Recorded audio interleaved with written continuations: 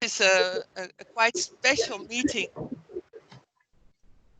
also for us, for NAVIC, because we are used to organizing kick-off meetings for the projects we select and we approve, but it is always bilateral. Normally we have only one project, and then we are used to having these meetings in the office, and mostly it is only with the Dutch partners. And I think having this online meeting with both Dutch and Southern partners is a small advantage that we have got with the COVID-19 crisis. That we're all more equal now, and we can participate equally in these online meetings. And then having 10 projects starting at the same time in one regional program also is an opportunity for us to organize and have you all together in this meeting in order to have a joint starting point and to learn from each other, to get to know each other, and to look for synergy and collaboration where possible. So this is the reason why we organize this meeting the way we do it.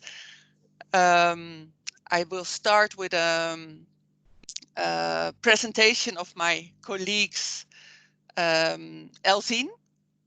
Maybe you can say something so people see you. Elzine and I, we are responsible for the Ethiopia and Horn and Africa portfolios of the Orange Knowledge Program. So you saw Elzine. And then we have, I hope we have Sophie Primo, who is responsible for the TMT modality. Sophie, are you there? Yes, hello, I'm there. Hi everyone. Hi, Sophie. Thank you for coming. And then last but not least from the NAVIC organization is Kim van Waaienburg. She is our communication advisor.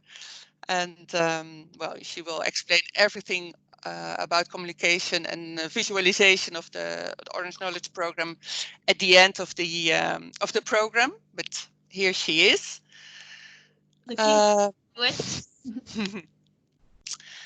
The objectives of the meeting. Well, I will now start sharing my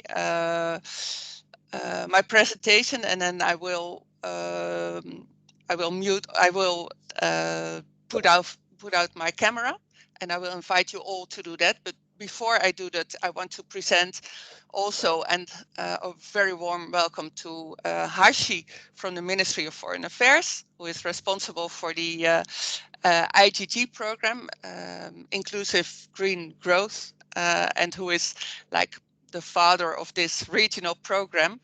After my short introduction and the welcome, I will give the word to Hashi. But Hashi, maybe you can say something so people know who you are and see you. Good morning, everybody. My name is Hash Abdullahi. I'm really pleased and I really appreciate I could be part of this meeting. As Jolie just mentioned, I work for the Dutch Foreign Ministry, Department of IGG, Inclusive Green Growth, and within that department, Food and Nutrition Security. Thank you. Thank you very much, Hashi. I will now try to share my screen so you can see the presentation we prepared, and then I will put out my my camera. I hope this part will work.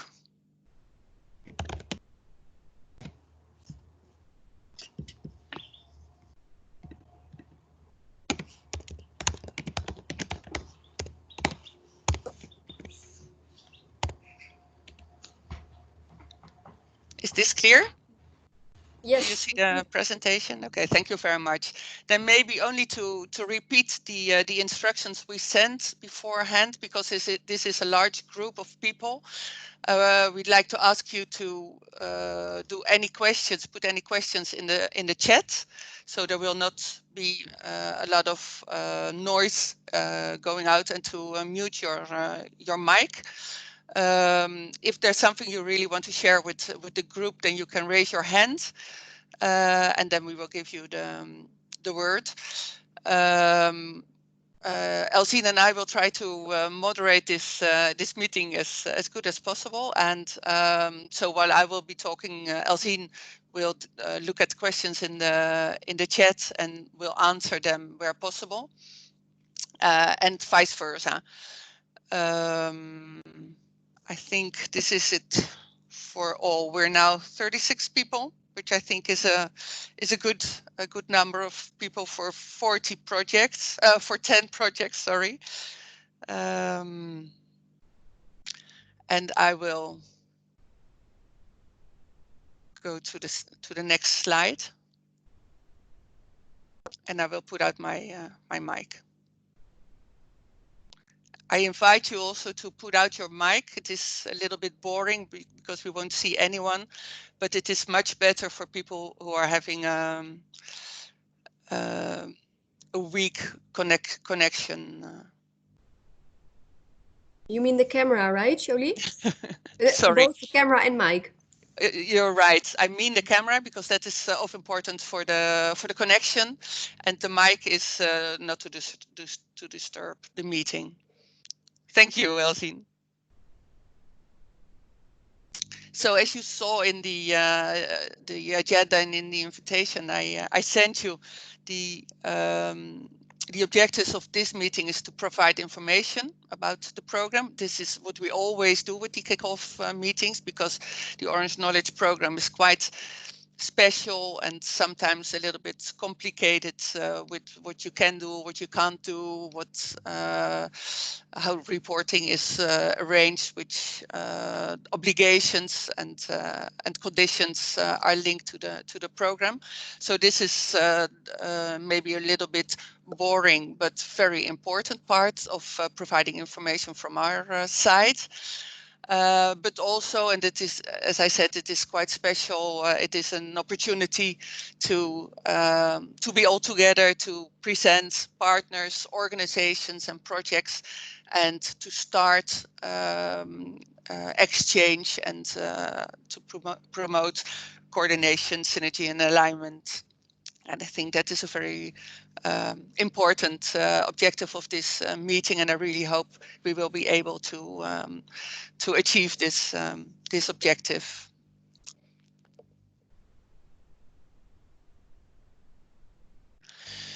So as you saw the program, I will repeat it very shortly. The agenda, I will look through it with you. First, Hashi from the ministry will give a short introduction to the regional program and the importance of the collaboration in the Horn of Africa for this program and for the ministry. Then Elsine will tell something about the Orange Knowledge Program, roles, obligations, and conditions. And we try to be very specific, because this is, yeah, of course, it is important for you now. The projects are starting to know what is expected of everyone. I will continue then to tell something about monitoring and evaluation, the theory of change, and the reporting tool that is called ACFO. After that, I hope we will be able to have a break, because, well, people will need a short time to recover from all that information. And then on 10:15, so in an hour from now, we hope to continue with what I hope will be the most interesting parts, integration, alignment, and synergy, in which you will be able to shortly mention the aspects you think that is most important for to share and to look for collaboration with the other projects. And then last but not least, our colleague Kim will explain everything about communication visibility within the Orange Knowledge program. And then before we close the meeting at 11:30, of course, there is any other business, something you would like to share. As I said, any questions in the meantime in the, via the chat, or raise your hand if there's something you really think you should share with the group. Then, if there are no questions for now, I would like to give the word to Elzine. To me? To Oh, sorry. to Hashi. Yeah, that starts good. Yeah, you're right. Hashi, I'm very sorry. I would like to give you the word.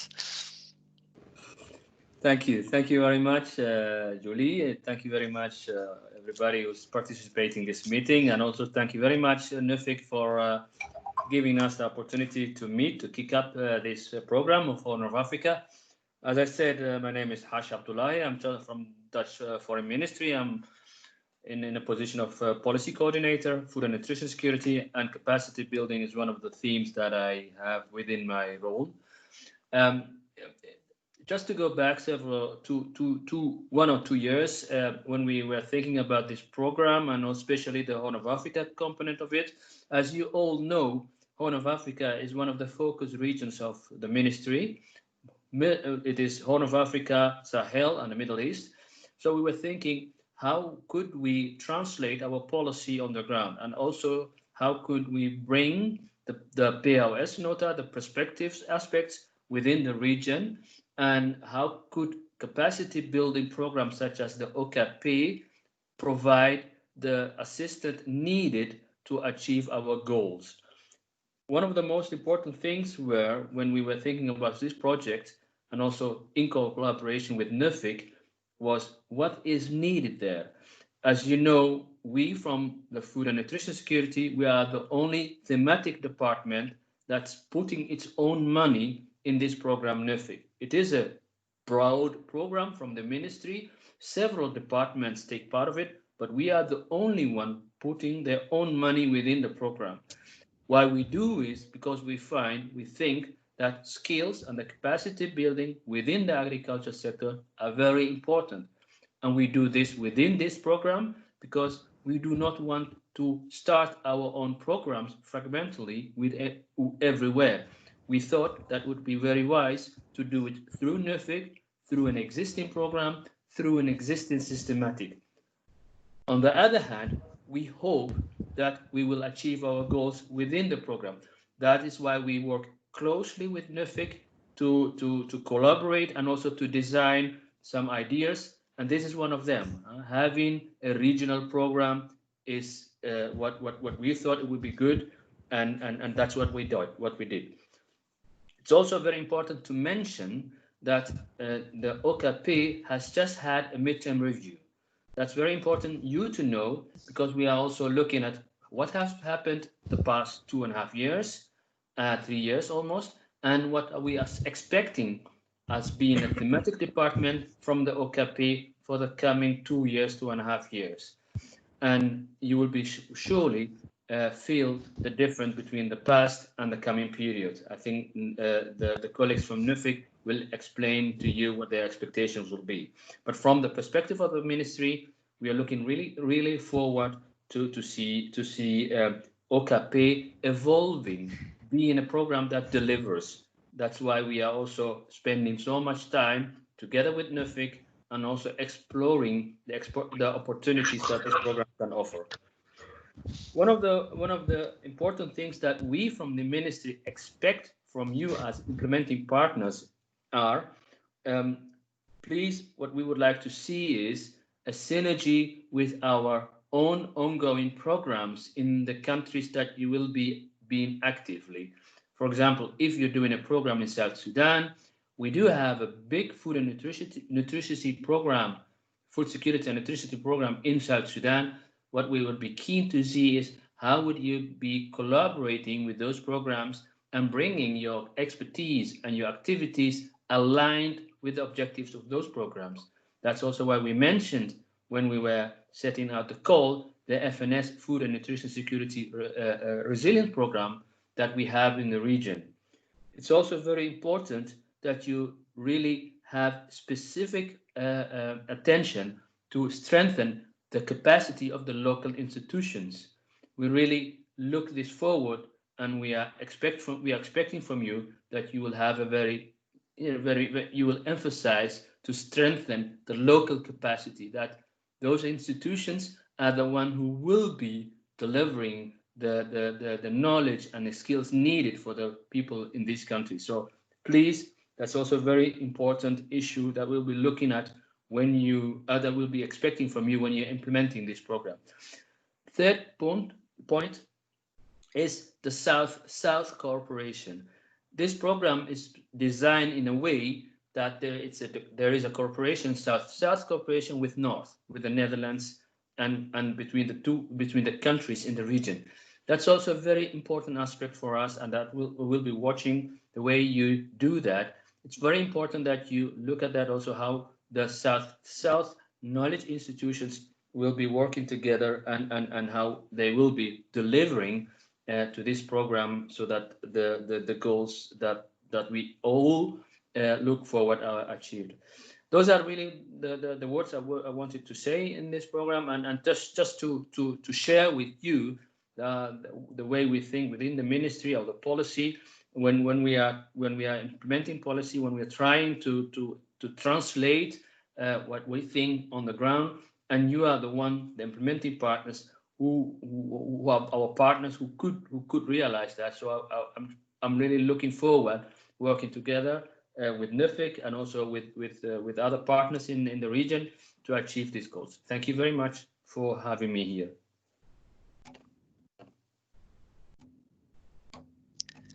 Thank you very much, Hashi. And thank you for being here and for making this possible. I think that is very important. I do not see any questions in the chat. There was one comment that the PowerPoint presentation is not visible to all, so I would like to check whether now it is. Are there people experiencing problems to see the PowerPoint presentation? I don't see any other comments. So I expect that restarting the team app has worked for Clara. So I'm very happy that the PowerPoint presentation is visible. Again, we are recording this meeting, including, of course, the presentation and what is being said. So we will share this afterwards, and it will be possible also for people that cannot see all or cannot participate all or part of the meeting to look at it afterwards.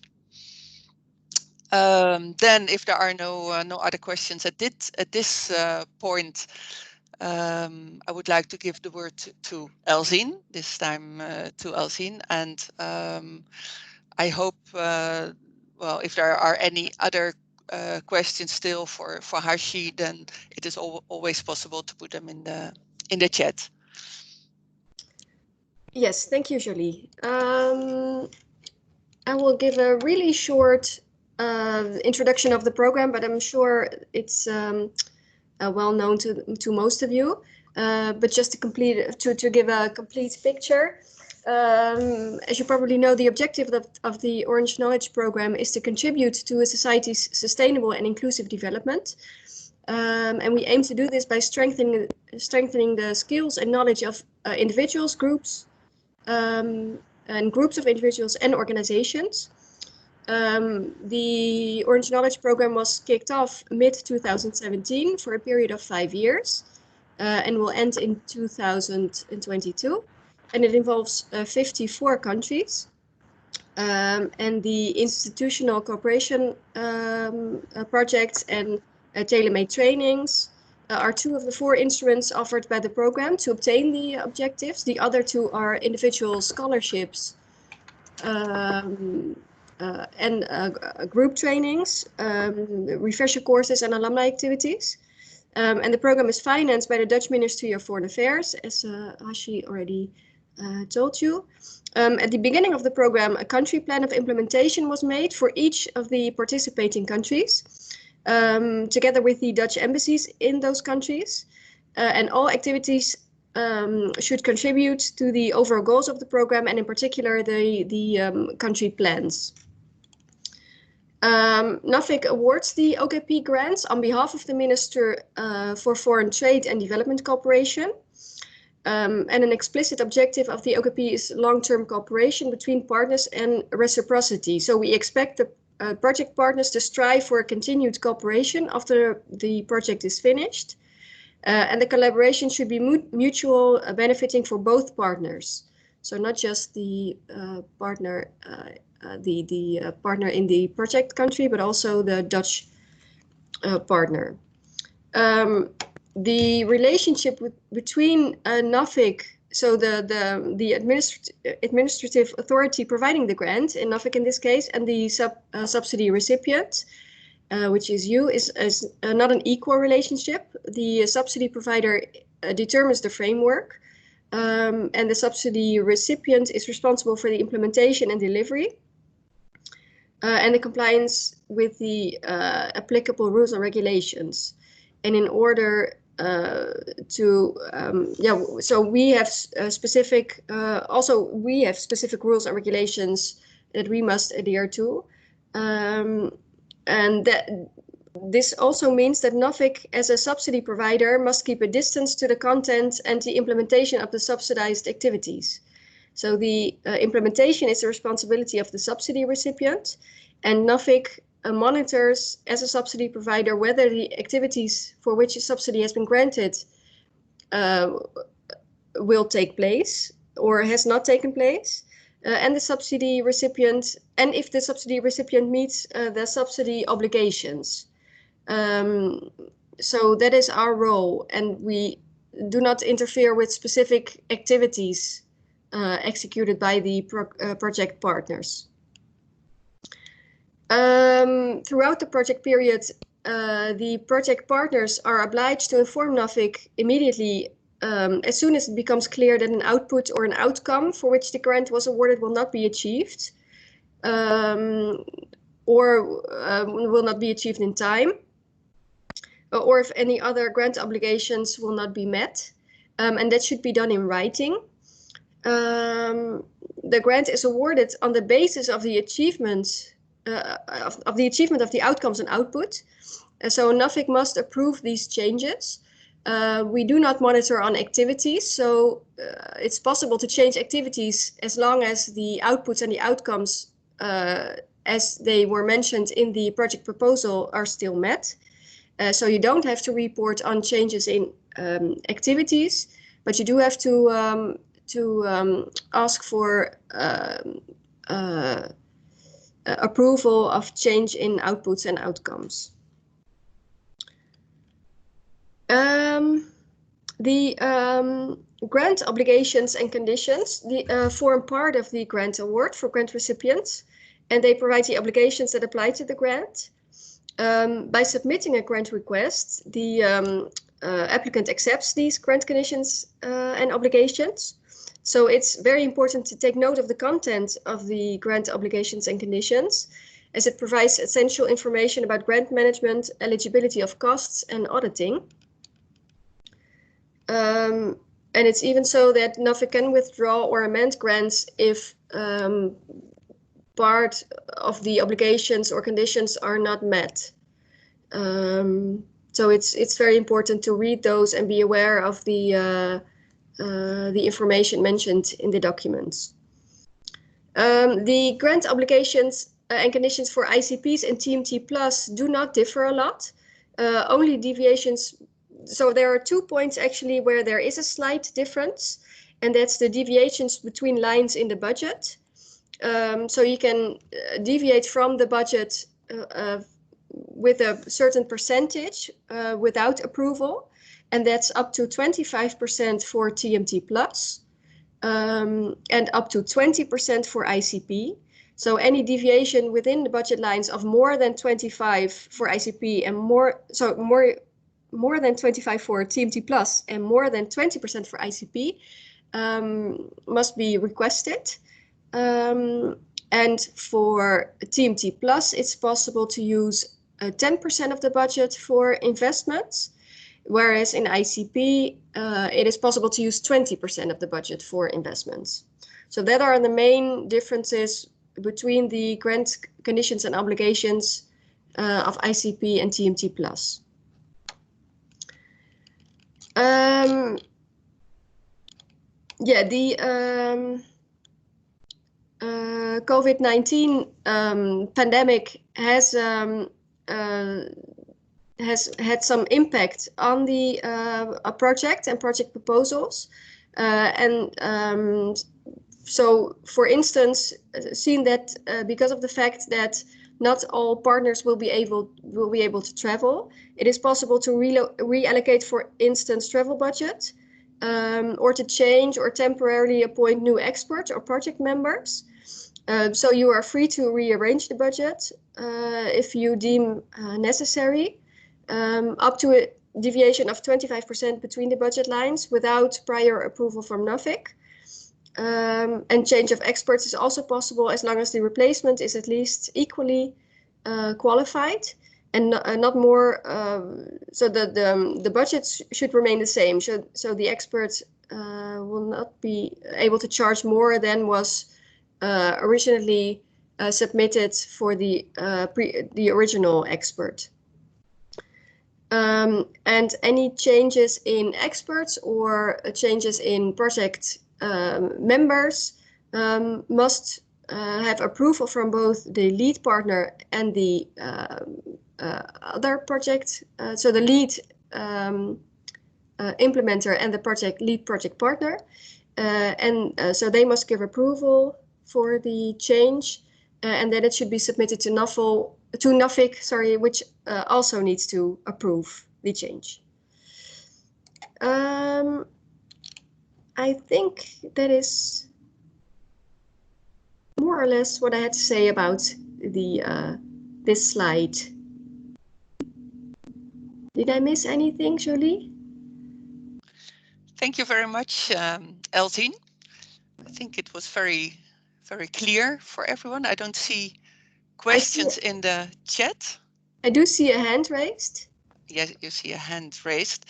One thing I would like to add to the last point, and then I will give the word to Mr. or Ms. de Carvalho, about the changes in expert and organization. As you rightly said, that it should be a joint decision of the project consortium, and then it should be submitted to NAVIC. But this is only in the case of replacement of experts and organizations that were originally part of the proposal and that were part of the assessment. If you need extra experts, or you want to add another organization to the implementation because it is felt necessary, and it can be because of COVID, but of course it can be because of any other reason, then the applicant is free to do that. Of course, you have to inform NAVIC in the annual reporting. But if it's no replacements, then it is not necessary to ask for approval beforehand. I don't see any hand anymore, so maybe this was the point.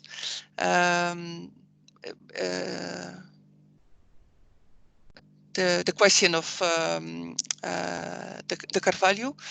Now I see a question of Dr. Essa of the University of Burao. So please go ahead.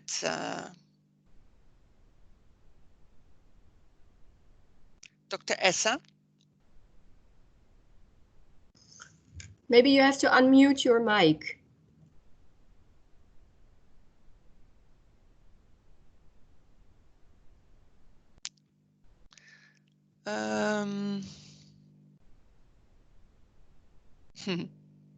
So maybe then to start with Carvalho de Sousa. Yes, thank you. Thank you, Jolie. It's Flavia, Miss Flavia. Thank you. Sorry. No problem. I know it's not written. No, just because when Elzine was saying that in the case of change of experts, it must be approved by the lead partner and someone else, and I didn't get who else needs to be approved by.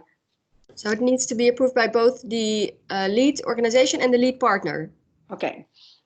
And just a question to the whole team. I cannot write a chat. I don't know if everybody else is experiencing this problem, but I don't have the chat feature in mind. That's why I hit the rank to ask orally, just to inform that. I don't know if it's only my problem. No, it's also the I'm same having here. the same problem. I don't Me have too, that the chat. same. Oh, that's why it's so quiet in the chats. And then if you try the chat on the left side, in the left side column, there's also a way to enter into the chat. I'm happy that Stella can chat at least. So it's not Jolie, that is not possible. The chat function for not everybody, because we are in different capacities within this meeting, and therefore the chat is not available to everybody. Yeah, that is a pity. Then we have to do it through raising hands. So those that can chat, please chat. And if you can't chat, just raise your hand and we'll do it like that. No problem.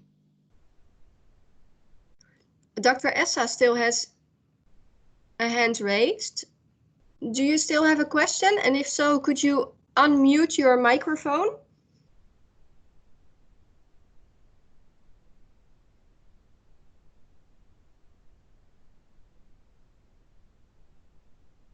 Are you hearing? Yes, yes. We hear you now. I'm asking, when it comes to the chain of command, is there a middle office that handles the information, or is it directly from the partner to the headquarters?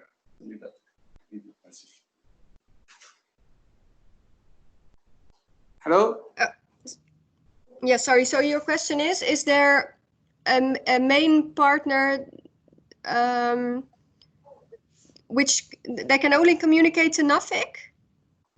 I mean, for the communication, is there an intermediate office somewhere between the partners and the headquarters? No, there's no intermediate between partners and at NAFIC. Well, but I think it's best. But Jolie, maybe you can. Yeah, of course. So if I understand the question rightly, there is no local office of NAFIC in the countries. So Yeah. communication with NAFIC is directly like we're doing now. And of course, this is only if it is necessary. As Elzine explained, you are responsible for implementing the project. So just go ahead, and as I will explain later on, the reporting requirements will be annually. Maybe just to finish, what is very important is that there are embassies of the Netherlands in almost countries we're dealing with, except for Somalia, and Somalia is dependent of the Dutch embassy in Nairobi. And of course, as this program is being part of the Dutch development cooperation, the Dutch embassies are very important also to take into account during visits, or if things are going on in the projects. But this is more from the side of the ministry, of course. And as Elzine explained, NAFIC is responsible for the external monitoring of these projects. So then communication would be directly from the project implementers with Elzine and myself. So does this answer your question? Thanks. Yes, I get it. Okay, thank you very much. Okay. Another question from Grippa Thijs. Sorry if I do not have the right names. No, it's correct. Thanks. Just a question related to the COVID situation and the adaptation on the project program we planned initially. Would it be possible to to change the partition of the budget between the training part and all the budget related to the transportation and accommodation of South participants? I'm wondering, for example, if we have to switch a part of the project into distance teaching, distance learning, we will save money on accommodation in Europe at some point, and this money could be reinjected to be able to hire one coordinator on a local country in the south. Would it be possible, and would it require an authorization from NFIC or not?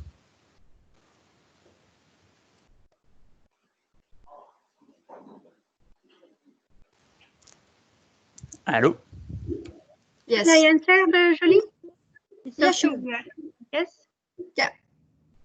So as Sin explained, you without prior approval, we have the same objective. Our objective is that you reach as much as the outputs and outcomes as you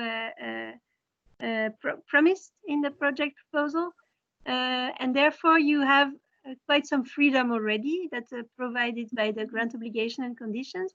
If you're talking about TMT Plus, you can move within lines of the budget, and I will come, I see a question in the chat, I will come to the definition later. You can switch within the lines of the budget if you see it necessary to achieve the outputs up to 25%. And this is without prior approval from NFIC. So if you will spend less on the tickets, then you can use it to recruit a local. Does it answer your question? Yeah, yes, I think so. Thank you. Okay. And then there's in the chat, there's a question about what is the definition of a budget line. So if I look at the budget, I'm talking for the TMT Plus. The budget line, you have like the smallest level is, I don't want to enter too much into detail, but you have 1, 2A, 2B, 2C. These are the budget lines. So I hope it answers the question. That was all for my part. Thank you.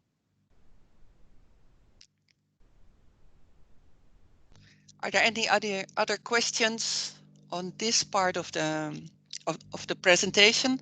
Of course, as has been said, any other questions you may have, you can always approach Elzine or myself. And maybe this is something I should have said in the when I did the presentation. We have a financial colleague, Arie van Dijk, who could not be in this meeting. But if financial issues or questions become very specific, then of course we can discuss with him. And if you have later on during the project implementation, you have any questions, then our colleague Arie will be involved and will answer your questions if necessary. So if there are no further questions now, I see a question in the chat. If we spend less on tickets, can this budget line be reallocated to additional hardware or software? This is a very good question. Sorry, Elzine, I'm already answering. Because we have a maximum percentage for investments. So the liberty we have, as has been explained, to vary between budget lines within those percentages, as has been said, is in the case of investments limited because there is a maximum. So that goes for TMT a maximum of 10% for investments, and in the case of ICP projects, it's 20% limitation. I'm not very sure because I know the projects that were running and that got confronted with COVID-19, there was some flexibility there because it was considered like an urgent situation. So I'm not very sure, but it might be that in case of adaptation because of COVID, you really need to do more investment in hardware or software. Then it could be there could be an exception to this rule, but I have to be very careful with exceptions. But that is something that that has been applied on the current projects that are running now. If you have very specific questions, then please just send an email to Alzine and myself, and we can answer that. Sophie, there's another question about budget lines. So maybe you can. This is really something that is complicated. So maybe you can explain one more time, and then we continue, I think. Yes, of course, no problem. So for the TMT, it's 25%. Oh yeah, I understand the question. Good question. It's 25% from the initial budget line. Yes, so that's the answer.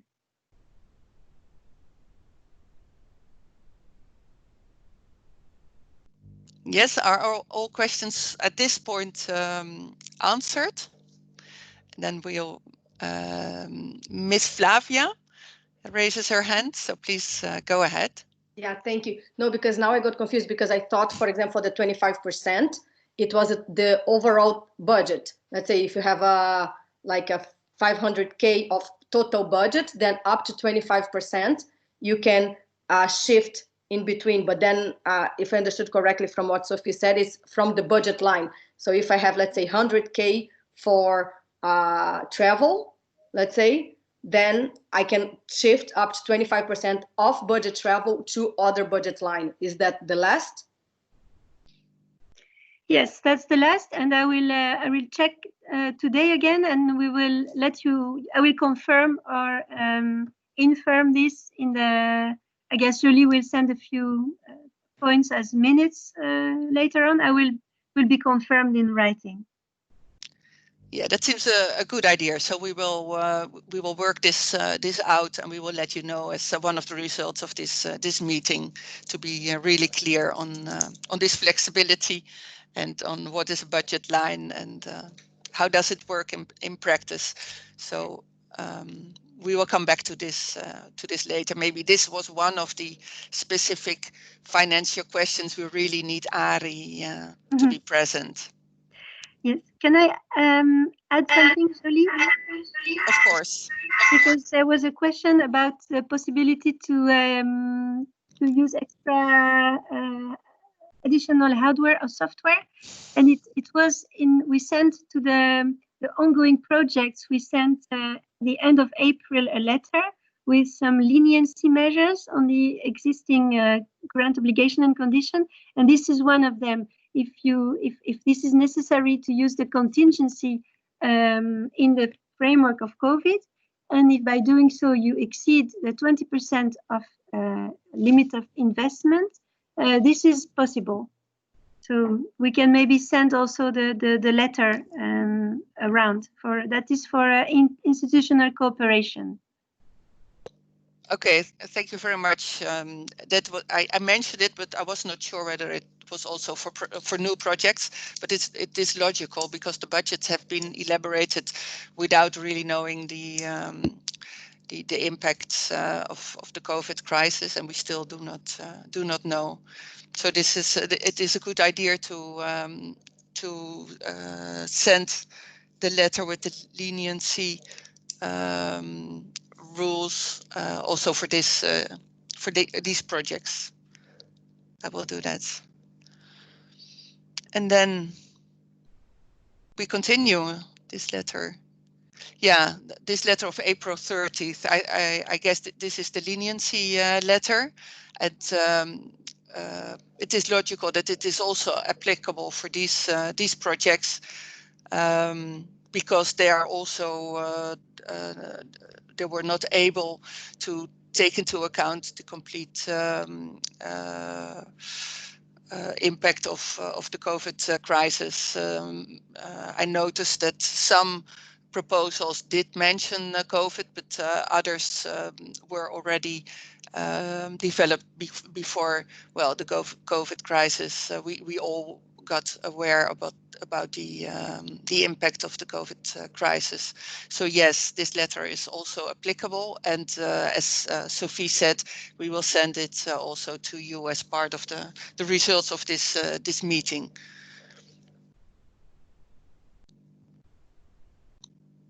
No further questions, and then I think it's my turn now to talk about monitoring and evaluation. What I would like to mention a few aspects, yes.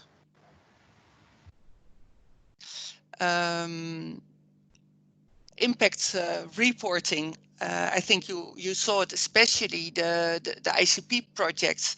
They know that they do not only have to report annually on the progress of the project, but they also will report ex-post projects, so 1, 3, and 5 years after the end of the project. For the TMT plus projects, this is this ex-post reporting is more limited until 1 year after the end of the project, but the principle is the same. We asked you in your application to indicate what you would expect to be the impact of your project, so not just the outputs and the outcomes that will be delivered at the end of the project, but also on the medium term, what will be the impact of what has been the effect of your project in a wider context in which the organizations are working. And it's not only that we ask you to mention this specifically in your application, but we also ask you to report upon it. And the reason we do this is because for our kind of projects, it is quite complicated to show impact. Of course, we can always say, well, we trained staff, people of educational organizations or other key organizations in the countries we work, but the effect of this training and the strengthening of education and capacity development is always indirect, and sometimes it is difficult to show the importance of these kind of programs if you can't show the impact this capacity strengthening is having on the medium or even longer term. So it is important for acceptance of development cooperation to show not only numbers of students and numbers of staff being trained, but also to show in the indirect effects in society. And that is something that is important for us, for the Ministry of Foreign Affairs, that is paying the budget, Dutch taxpayers who in the end have to pay for the Dutch Development Cooperation budget, but it is also important for yourself implementing organization to show what you are achieving, not only on the short run, but also on the medium and long run. And that's why we develop a theory of change that shows how we think that this program is contributing to the medium and long term. And we developed a result framework to help us. And now we'll come to that now. This is our theory of change. And it may look a little bit complicated, but it is something I'm really proud of. If you look at it, if you give it a close look, what I think is important, and I hope you can see good enough at your screens, that on the top of this visualization you see inclusive sustainable development, which is the longer term objective of the Dutch development cooperation. And I already mentioned it, we consider the Orange Knowledge Programme an instrument to achieve the objectives of the Dutch development cooperation. And this is, of course, the objectives of the Dutch development cooperations are developed by the Ministry of Foreign Affairs. Sustainable development goals, of course, they are very, very important. They are part of this inclusive sustainable development. And you can see there in the just below the 4 themes in which the Dutch Development Cooperation wants to focus: food and nutrition security, sexual and reproductive health and rights, security, the rule of law, and water. Those are the 4 focus areas of the Dutch Development Cooperation. For this regional program, we picked 2 of them. As you know, we focus on food and nutrition security and security and the rule of law, and even where possible crossovers between these themes. So this means that this regional program in the Horn of Africa, we want to, in the end, we want to have strengthened key organizations in those 2 focus areas: food and nutrition security and security and the rule of law. And you can see just below the blue block saying that these key organizations for these teams, in the end we want to strengthen them with the results of what our projects are doing here in the lower part of the theory of change. So if we go to the below part, and you can see the instruments we are using, sorry for that, the tailor-made trainings, the scholarships, and the institutional interventions, the collaboration projects. Directly, we strengthen educational institutions and other organizations. You are all there, so that's the target organizations of our activities, of the inputs, the modalities we apply in this region. We strengthen these organizations again, sorry. And through strengthening these organizations, either directly through the TMT collaboration with professional organizations, we strengthen the key organization, or indirectly through strengthening educational institutions who produce graduates that indirectly at the end will be working at those same key organizations. This is our theory how the Orange Knowledge Program will make change happen. Here in the middle, you see the intermediate objective of sustainable partnerships between persons and organizations, which is a goal in itself, and it's also a means to achieve this strengthened organization and the production of graduates and trained staff working in key organizations. I hope this is clear for you, because this explains why we not only look at a short time here you see the A objective, which is oriented towards institutional collaboration projects, strengthening educational institutions. And here to the left, you see the B objective, the tailor-made training and the individual scholarships, which are aiming directly at professional organizations. But we also aim at, as I explained before, the medium-term effects. And you all know, because you developed an application, you filled in the logical framework, and you mentioned which indicators will be measuring in the end whether you have achieved what you planned or not. So I will very shortly repeat it here. These are the medium term and the short term outcomes I just mentioned. So this was also in the sheet I showed before. And behind all these objectives, short term, medium and long term, are indicators.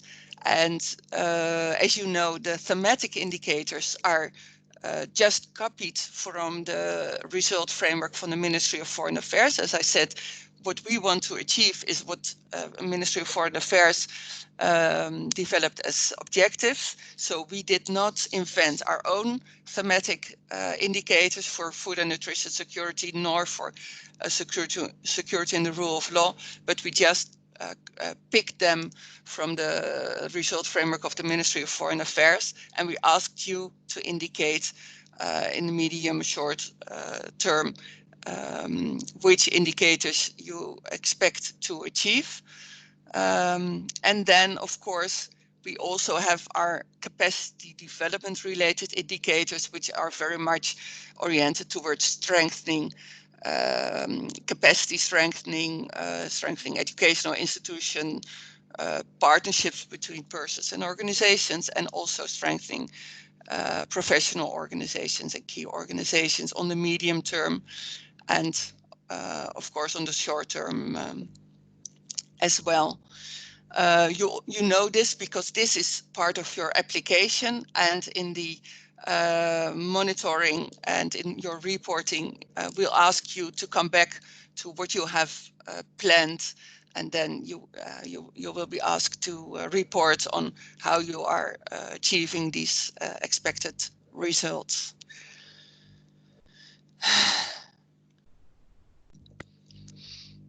And as Kim explains, we really try to make this theory, our theory of change, more accessible and more visible. So there will be a video, an animation video, and there will also be more accessible information on our website explaining this theory of change and monitoring and evaluation framework. This all will be applied in our monitoring tool. You might have heard of it, and those of you that are already implementing Orange Knowledge projects or trainings have heard already of our monitoring and reporting tool, which is called ACFO RSR, and RSR means really simple reporting. It's user-friendly for the implementers. What is very positive about it is that each project has a page of its own, and well, we sent you already the link to ACFO RSR. It's also here on this slide. So we invite you, if you have not done it already, just go to the ACFO RSR web page, where you can see all projects that are part of the that are making use of this tool, and you can easily filter on organization, for example, on NAFIC, and then you can see all NAFIC projects. But you can also filter on countries, and then you will see in the country where you are implementing, you can see other projects that are being implemented, NAFIC projects and other funded projects. And this, we hope, will help also to find other projects that are in the same field. It will contribute to collaboration and to coordination, and it will also make possible that you will be found as a project. That is one important advantage of the monitoring tool. And another one is that it will, for us, it will be an easy tool to aggregate the indicators in order to report towards, of course, Ministry of Foreign Affairs, but also to you all, to indicate overall what are the achievements of the Orange Knowledge Program in terms of, for example, institutions strengthened, staff trained, curricula developed on which level. A last element, which is for us important, is that it is IATI proof, and I'm not sure whether you are aware of IATI. It's the International AIDS Transparency Initiative, and it means that on a worldwide basis, all development cooperation becomes transparent and visible, and well, we think it is very important. Our ministry thinks it's important, and for us it is mandatory, and this will be easily done through this ACFO RSR system. I will come back to the specific questions on ACFO. I will just shortly show what is possible with ACFO. As I said, project overview per country. We also have a project summary of each project, but there is also an Orange Knowledge Program project site at the ACFO RSR system, where you can find, as you can see, the summary of the Orange Knowledge Program, all the details of the budget, objectives, and progress. This will also be available for your project when it will be part of the ACFO RSR. It is not yet, but it will be. And then what you will be able to do, and we will invite you to do, is frequently do project updates. It's called project updating, which means that you can post short messages, photos, pictures, in order to share the progress of your project with the world. You can see here an example of the Orange Knowledge Program. So this is done by us, but on project level, of course, it should be done by you. This is, of course, up to you what you want to share, but we really invite you.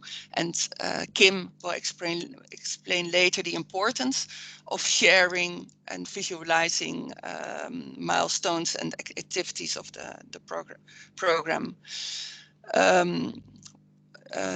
Once a year, you will be invited to report on results, and this is we come back to the indicators, which are part of the monitoring evaluation framework, which was part of your application, that will be inserted into the into the system, and then once a year, after a year of implementation, you will be invited by us to enter the result reporting modality, and then to indicate if what you planned has been achieved.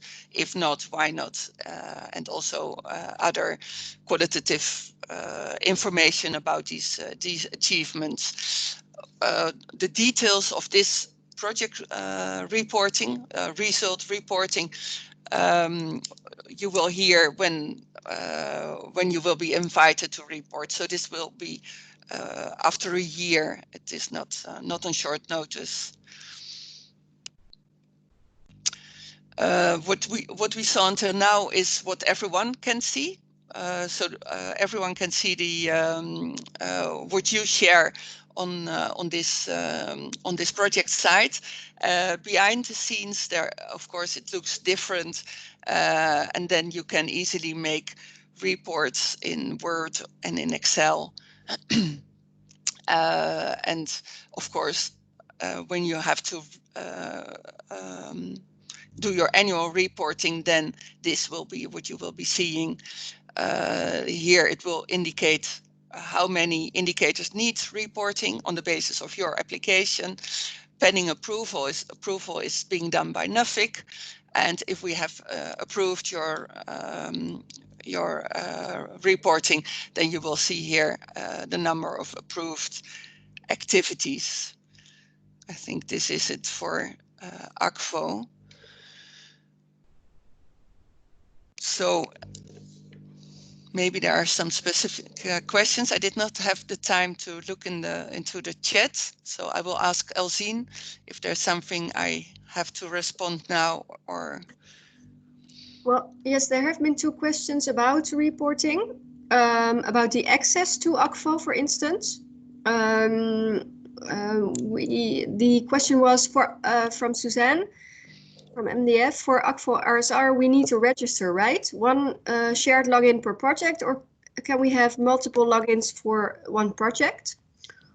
And I've responded, but please, Jolie, if you have additional information, please speak up. I've said NUFIC will give you access to your project. Multiple project members can get access. In fact, we expect both the Dutch and the local partners to contribute to the reporting in ACFO. Yes, that is right. That is very important. Of course, this is joint reporting, and what we will do is we will put up the project in ACFO. So we will do the translation from the application into the project site, and then we will, of course, we will ask you to indicate who you want to give access. And I would, of course, one person from your organization, one from the partner organization, and then we will give access, and that will mean that you get an invitation. So you do not have to take any action now, but only if you get an invitation, you have to respond. And if you have already projects in ACFO and you already have an account, then this stays the same, but we will extend the projects that you will have access to with those new projects. Yeah, and then there was a second question about reporting from Ms. Amani. Is there a plan to do a research write-up with the collected data? And their information that you put in ACFO, we will also use for our reporting to, for instance, the Ministry of Foreign Affairs. Yeah, Jolien, do you have anything to add to that? What was I didn't see the question. Oh, sorry, the question was, is there a plan to do a research write-up with the collected data? Okay, yeah, that is a good question. We, of course, our monitoring role means that we have to look whether projects come up to the expectations, and the Orange Knowledge Program comes up to the expectations. So we use it as a monitoring tool. It gives us information about the progress of the projects. And then, of course, it can also be used as input for evaluations or, well, any other interesting question that can be asked. What happens sometimes is that Dutch Parliament questions arise to the Ministry of Development Cooperation, and then we have to look into our systems to find the data, for example, on how many teachers are being trained in food and nutrition security, to give an example. So this tool will give us this information when asked. Yeah. And then there is another question which does not concern the reporting, but is about the salary for country A management. So the question is from Mr. Vassal. Okay, I think we will come back to that question because it's not really up to this this point in the agenda, and we're already getting out of time. Okay. I really would like to give us a small break in order to to prepare for the second part of the meeting, and I will look at the question and maybe we can respond in the chat. In the chat, And otherwise we will come back to it. But I do not want to enter into details of the former agenda points because I would like to continue with the program. And again, any questions, please put them in the chat and we will come back to them. If it is not possible during this meeting, then we will come back to them after this meeting. We will look carefully to all the questions in the chat. And of course, also if questions arise after this this meeting, then you're always welcome to approach Elzine and myself. And if questions are important to be shared with everyone, we will do so. And we have one hand raised. I think it's Miss Vitasinia. I'm not sure if your question has been answered in the meantime, but if you... Yeah, I will type it into the chat. It's fine. Okay, great. Thank you. Thank you very much. Then I still want to give us a small break of 5 minutes and come back 20 past 10 for the what I would call the second part of the meeting, in which we really want to hear from you. And as I explained yesterday in the final when I sent out the final agenda, time is short. We have 10 programs, 10 projects, and we have, well, then maybe 40 minutes for this this part of the meeting. So we will show the sheet of the projects, and then we will invite one person of the project team to shortly, within 3-4 minutes maximum, explain where you see collaboration opportunities with the other projects. So not explain again what your project is about. We can see it in the sheet, but please come to the point about coordination integration within this regional program. A short break, and then we will be back in 4 or 5 minutes. Is that okay? Do you agree?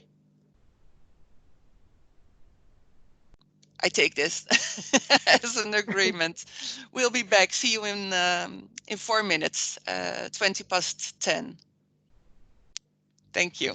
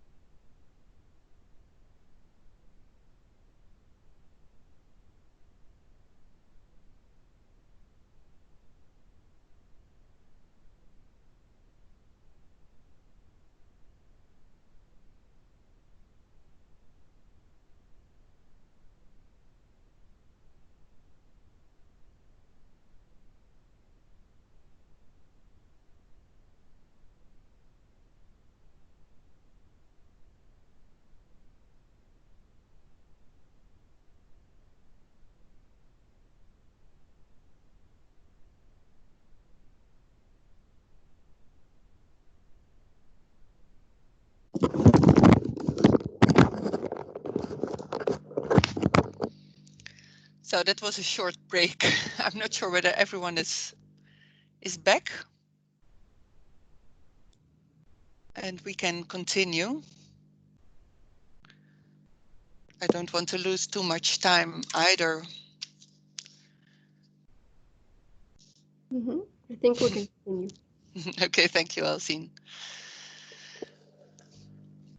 So this is the part, well, I keep on saying the most interesting part, but that is because the rules and regulations, obligations and conditions really do not sound that interesting, although of course they are important as well. But when we talk about integration, alignment and synergy, this is really at the heart of our Orange Knowledge program. Maybe you know that we as NAFIC, we are implementing capacity strengthening programs, scholarship programs, more than 50 years already. And we always try to improve the setup of the programs in order to have more impact and have more effect, of course, of what we are doing. The Orange Knowledge program, which is really different from the former programs, the predecessors, is that we try to integrate various instruments. So the individual scholarships, the tailor-made trainings, and the institutional collaboration projects, and also alumni activities. We try to implement them not in a separate, isolated way, but we want to have them strengthening each other.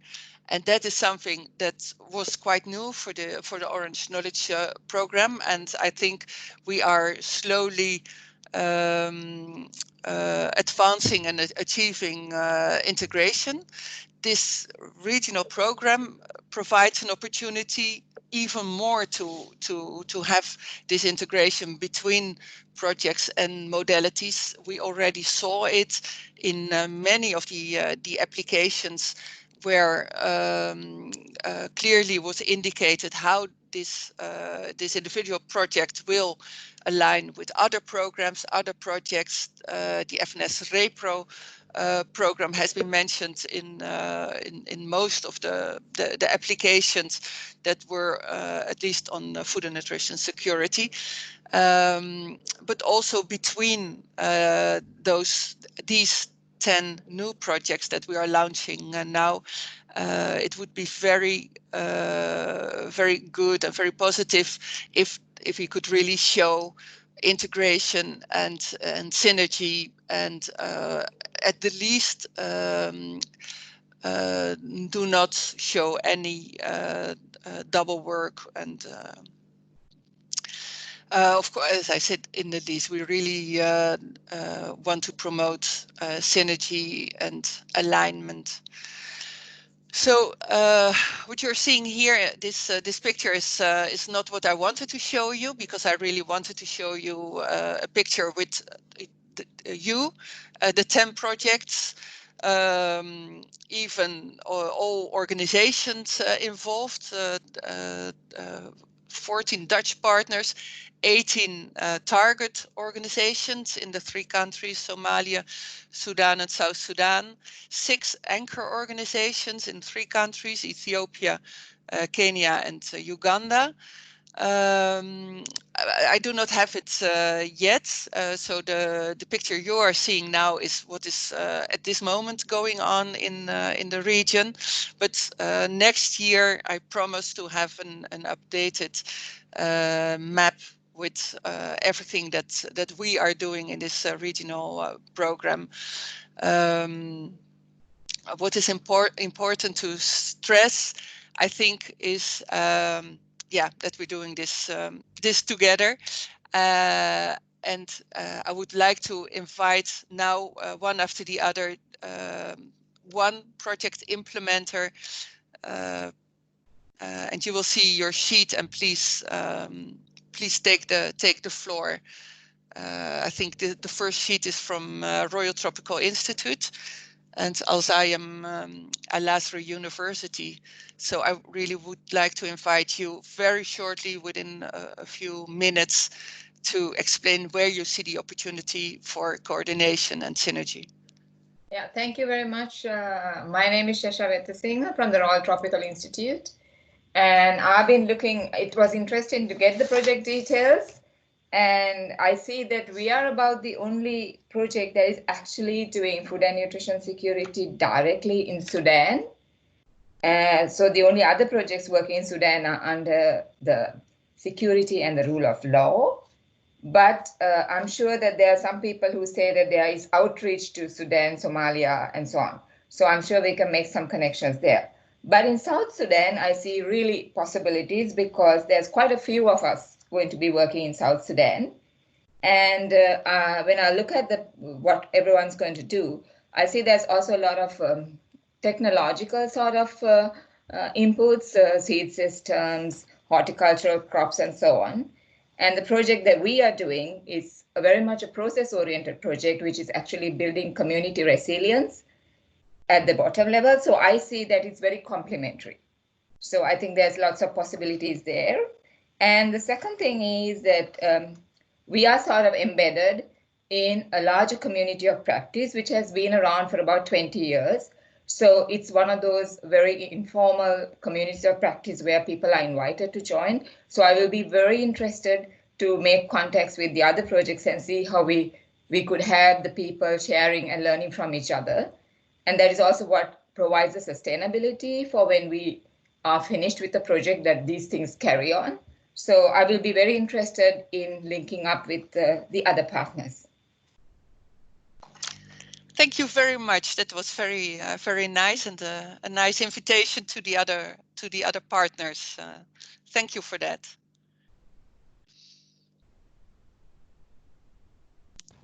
Yes, thank you. So thank you very much for hosting us. My name is Judith Rosenbrand, and I work for Crosswise Works. And Crosswise Works is going to be implementing a project in Somalia, or more specifically, actually Somaliland. And what we're going to do is to partner with Action Africa Help International. I believe my partner Gitaiga is also on the call, and also with War Sun Relief Organization based in Somalia.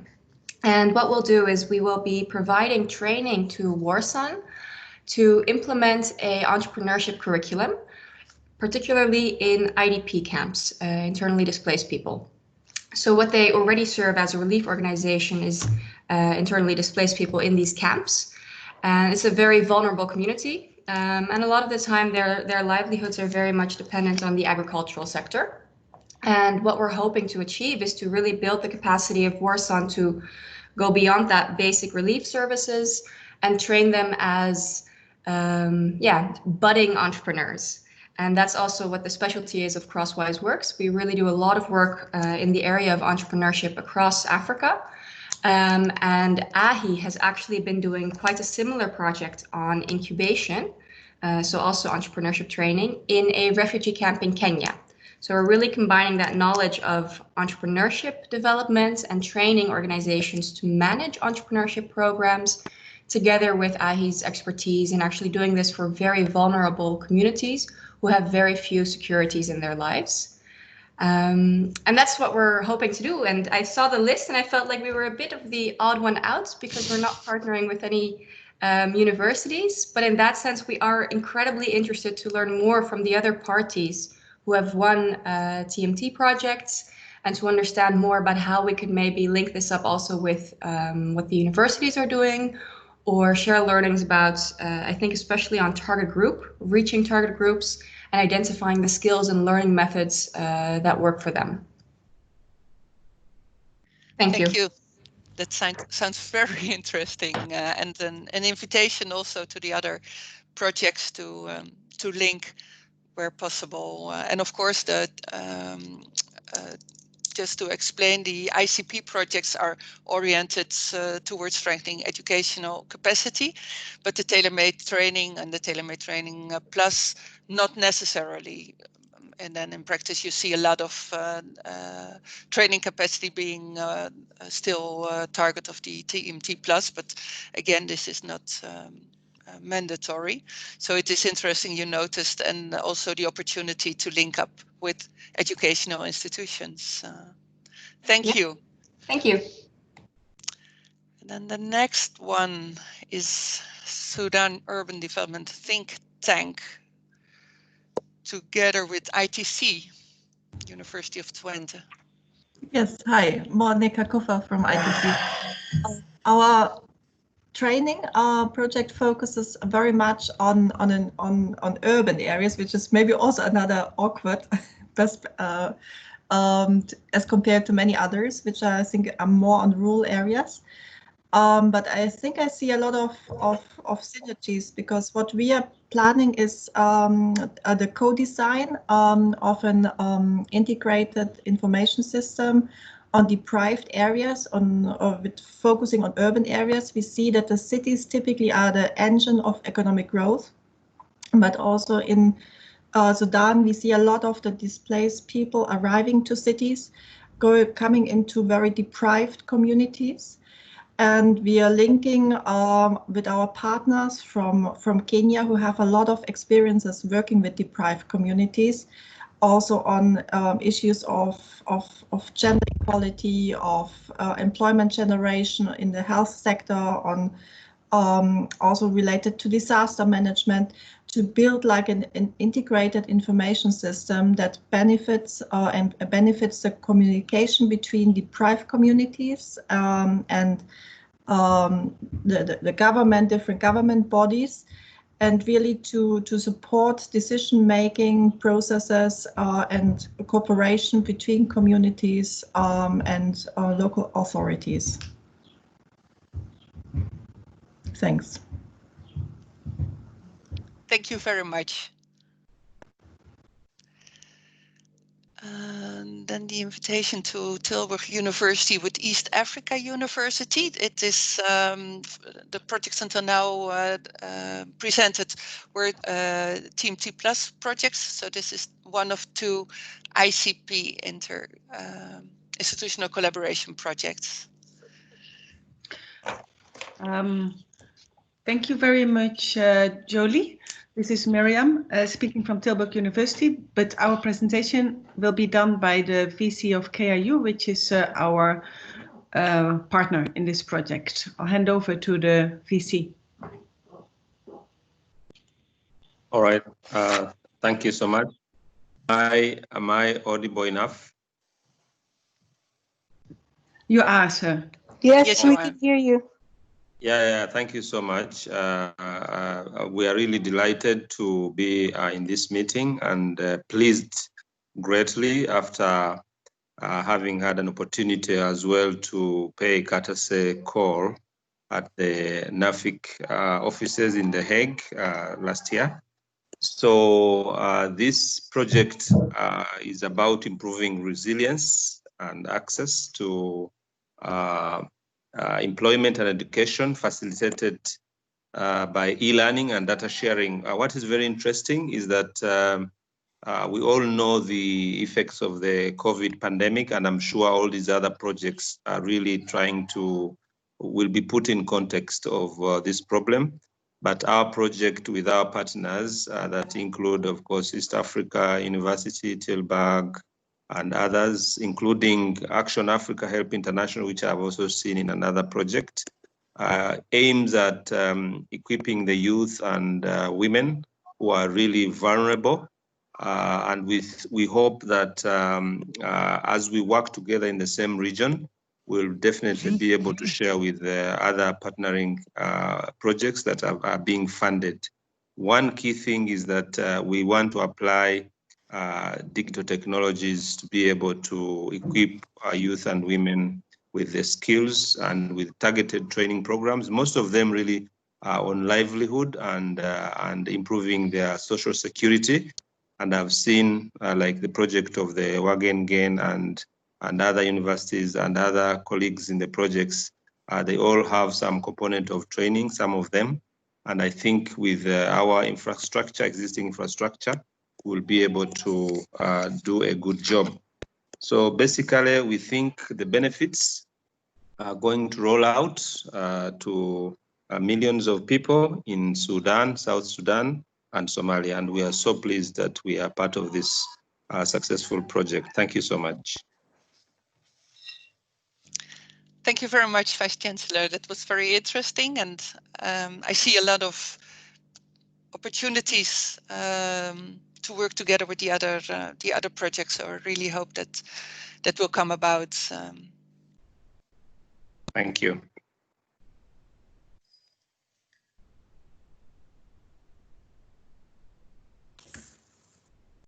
Good morning, everyone. This is Suzanne from MDF ESA in Kenya. First of all, I think it's a really great initiative to do this online and to really see what all the other projects are about. So thank you for that. I'm talking on behalf of Egerton University and the Juba University College of Natural Resources and Environmental Studies. We're very pleased that we won this project, and this is a real true South-South partnership. In fact, Egerton and Juba, they already had an MOU for many years, but they didn't really have a chance to have much funding to implement some of the very important activities. So this is really enhancing exchanges between the two colleges and the two universities. So there will be student internships and teacher exchange programs and internships, and a lot of focus on strengthening the curriculum, strengthening the linkages with the labor market in South Sudan. And and then for the COVID, because we are now doing a lot of the things online, so there will be a good focus on digitalization and everything to strengthen that actually very important curriculum at the Juba University. So thank you, Dr. Salah and his team. They are here as well. We are all here and very happy to be here and to hear more about the other projects. Thank you. Thank you very much, Susan, and your team, and very welcome. Looking forward to collaborating, and I really hope this will come about with the other projects as well.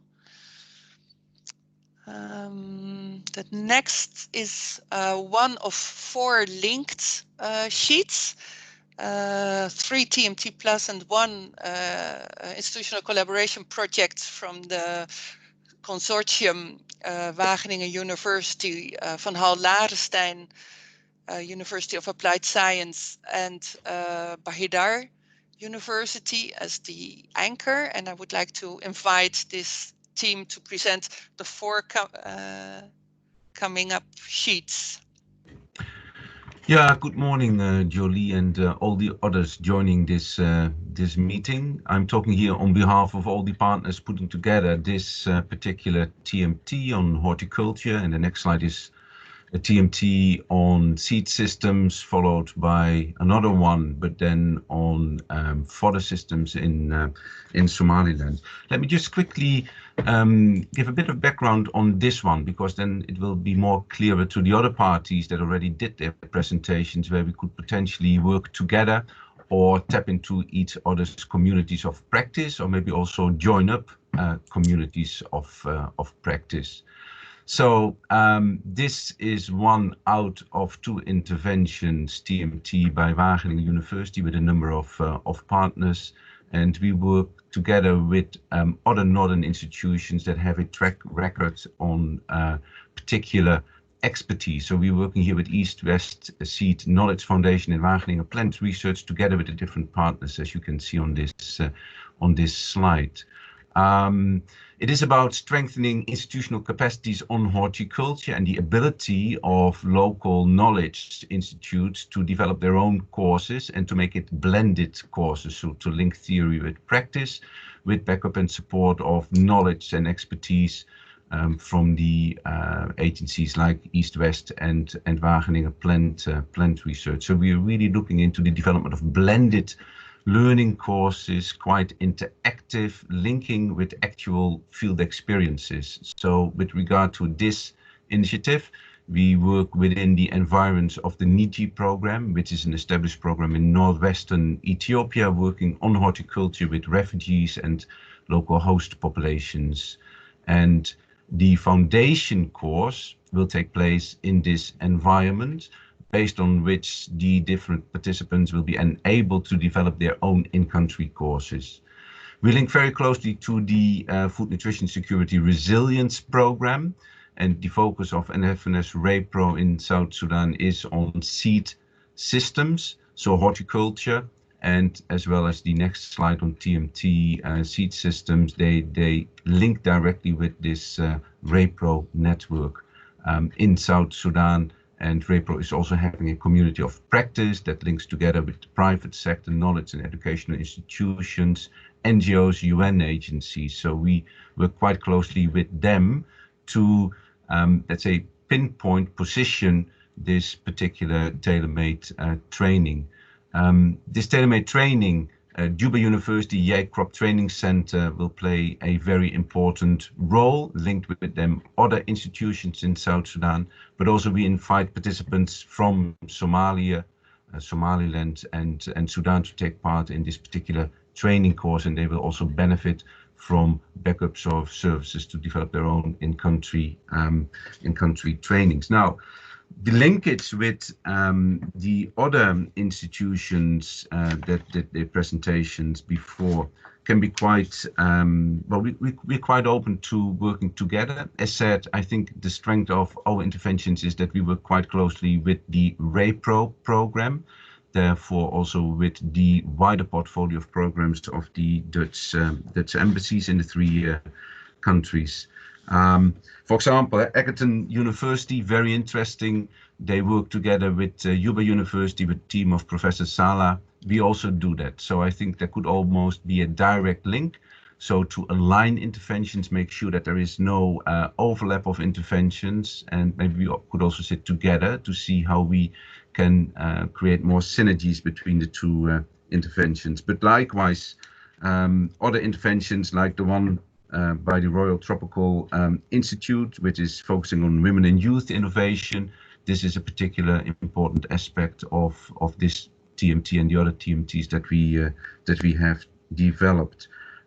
Also the Tilburg University, resilience. Resilience is a very central component because the RAPRO focus is on building resilient food systems. So the TMTs that we have developed, including the institutional collaboration, very much focus on this topic, building more resilient food systems in these protracted crises contexts. Maybe you can show the next slide, Jolie. And maybe can I pass on to Astrid from Van Hal Larenstein, with whom we work quite closely together in the development of the TMTs. Astrid, so please. Thanks, Gerrit-Jan. Good morning, everybody. I think it's still good morning in also other countries. Yeah, I think to add on, that is we developed a set of different projects with a clear linkage to each other. Similar principle when it comes to the TMT plus. In Somalia, in Somaliland, also our partner is the University of Burao, Dr. Essa. You've heard him already. And with an anchor at the University of Bahida. Here we look at fodder system arrangement management, and of course this goes beyond the technical issues we want to get across. Resilient food systems is one that is within this value chain, but of course we also would like to see, for example, a much higher inclusion of different groups of people when it comes to training. That is one of the things I think when I quickly read through the other projects and also listened to the other colleagues, that I think there's also quite something we can learn from each other. That is, how do we include the areas we are working in, protracted crisis, most of the cases. So how can we learn from each other in reaching the people we want to reach? That is because I think that's still a big question also when it comes to training. We're looking here as well into outreach beyond the University of Burao within Somaliland, but with a possibility also looking at Sudan and South Sudan, that where possible, where issues are similar, that we can learn from each other. Maybe a last remark in general. It is also about the way in the Netherlands, I think we have very much competence-based curricula. while we don't see that yet elsewhere. And then to make the link with the labor market, I think it's very important. We believe that looking at what competences are needed for the labor market, to have that included as well in curriculum development and in implementation. I think I would like to leave it here, Gerrit-Jan, because there's one more slide on the institutional collaboration.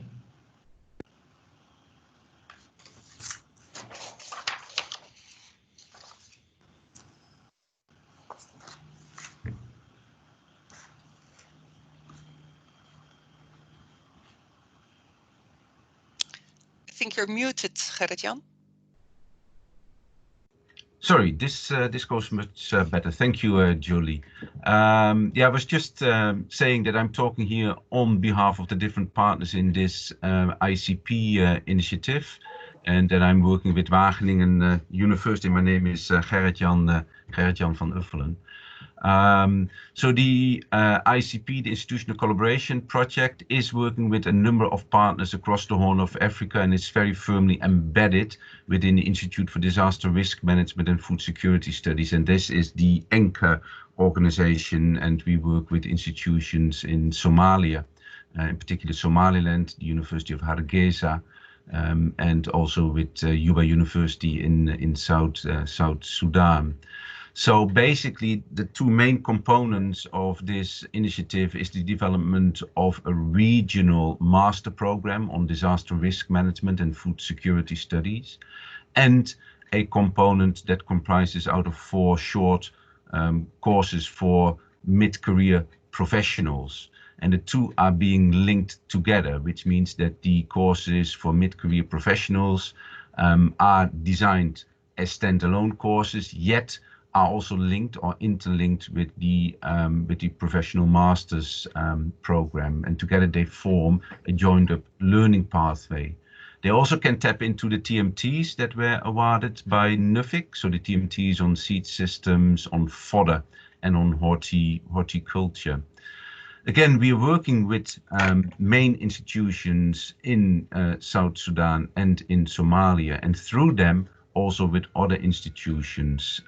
So also from this perspective, we're quite open to cooperation, collaboration with other initiatives. But this initiative is directly on strengthening the institutional capacities of the knowledge and research institutions. But it employs a blended learning approach, which also mean that that there is an attachment with projects and programs that are ongoing in the field. And these could be, well, for example, the TMTs that we were talking about.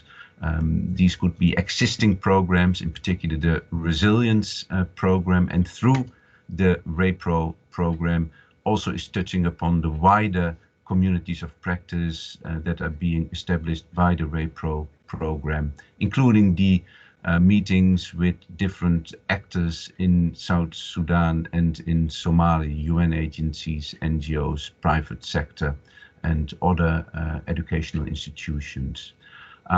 So very much open in working together, but as said, this is really focusing on the capacity building of these knowledge and research institutions. That's it, Julie. Thank you very much, Gerrit-Jan. It's a very interesting program in itself, the 4 projects, and I see the integration that, as we said, could be improved, because of course those were for individual applications. You were not sure whether they would be approved, but now they are selected. Then I think they can be the integration can be even more, and I would really like to see. And I see also the opportunity for that, for well, reaching out to the other projects and taking advantage of this wealth of organizations that are working together.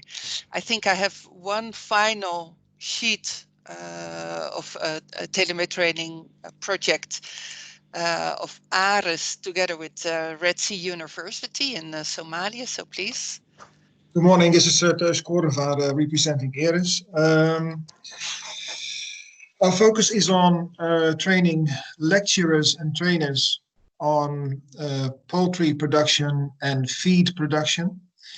We will have 4 trainings in Ethiopia and 2 trainings in the Netherlands, where we have our own practical facilities, including a feed mill, where people will get the practical knowledge in feed production. Our trainings will be preceded by e-learning modules. So we will start with the e-learning and then carry on with the practical trainings. And talking about alignment, I would say it might be interesting to, well, investigate whether there's some alignment with the project of Van Gaal Ladenstein. I think that might be, yeah, worthwhile looking at. Thank you very much. Thank you very much, Teus. And well, I'm sure Van Gaal Ladenstein and ERIS will be able to find each other, and it would be, I think it would be nice to have this collaboration, or even broader, if possible, in the field.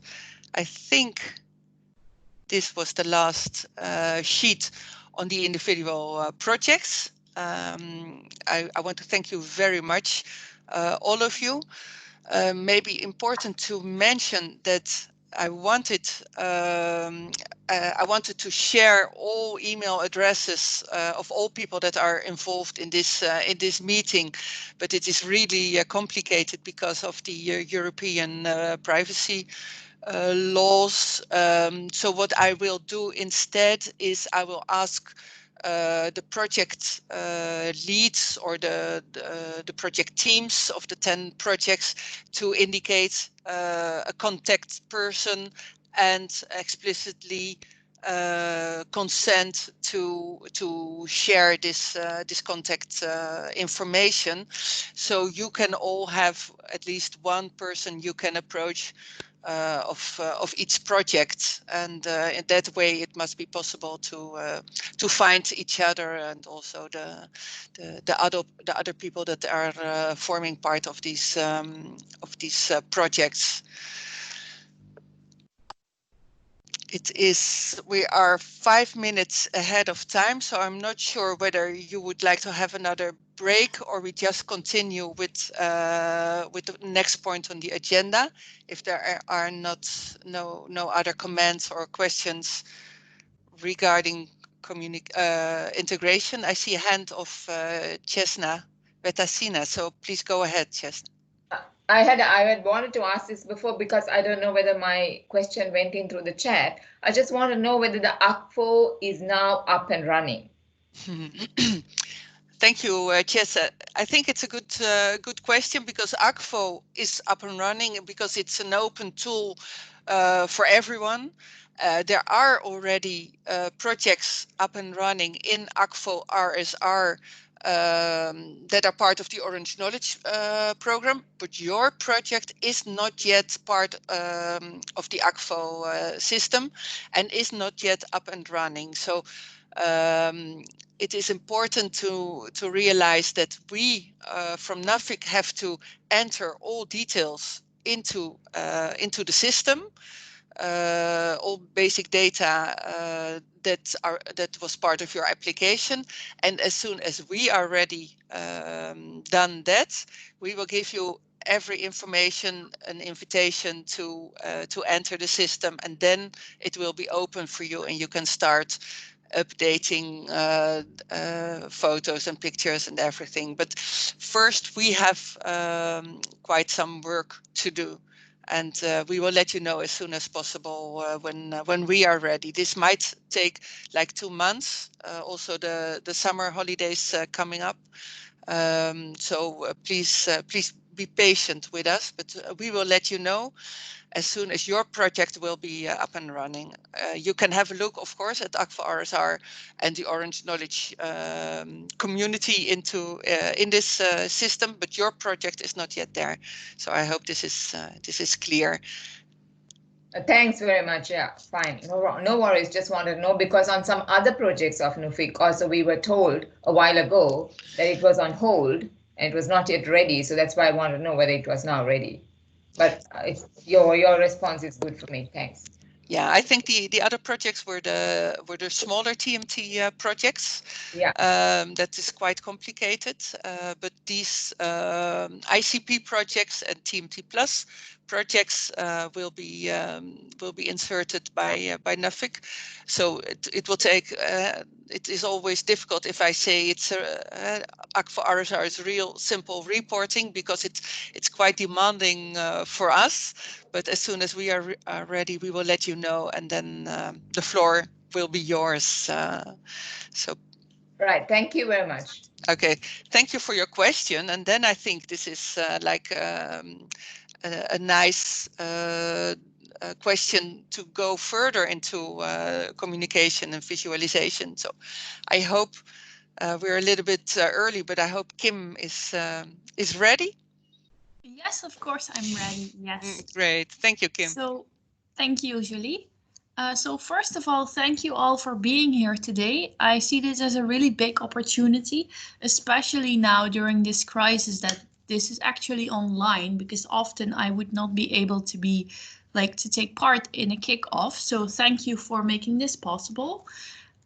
For communication, I have some very important points to make. Firstly, the reason why communication is important. We have to be visible for our funder, the Ministry of Foreign Affairs, and we have to show together with all of us what the Orange Knowledge Program is. In our communication, we often see that TMTs or ICPs, any projects, they often do some promotion on their channels, but somehow they forget to mention, for instance, Orange Knowledge or OKP or anything related to NAFIC or the Ministry of Foreign Affairs. That's the first dot you see on the PowerPoint. It's really important. Please do not forget to mention the program, because if you do any promotion but not mention the program, your promotion is mostly invisible to the ministry. And if we want to promote our program and ensure any future possibilities, we have to show our strength together. And that's only possible if everybody mentions the program. And it's even better if you also mention in the same message that it's funded by the Ministry of Foreign Affairs and that NAFIC is managing it. That would be the ultimate situation.